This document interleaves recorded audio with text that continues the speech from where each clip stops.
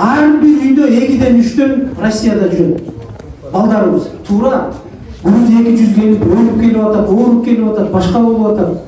Ошол багыштар эмне үчүн жүрөт ошол жакта 12 жылда, 15 жылда башка өлкөнүн барып дааратканаларын жууп, карын курап жолдорун шылып. Болгон эле максаты 5 сотту жер алып, айырма келип, ушул жерге үй салып алайын деген максатта. Ошолор акча таап келсе дагы бүгүнкү күндө бул жерден жер ала албайт. Себеби жер жок. А биз каяктагы ата бабабыз таанып алган Хамсулла, Шабузулла деген бирөөлөргө мектеп кылып жерлерди берип отурат. Биз үчүн элди багуу милдетин алдык. Биз үчүн элди багуу милдетин алдык. Мына инвестор деп кыйкырып атабыз. Ошол Хамсулла Шабибулла деген Афганистандык инвесторду көргөн бир айыл өкмөтү бар бекен, сурагыздарчы. Мына 4 айыл өкмөттөн ушул жерде отурат. 4-өөнүн бирөөсү көргөн бекен ушул инвесторду.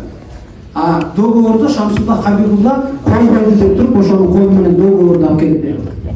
Бир дагы жолу көргөн эмес. Бул экинчи маселе.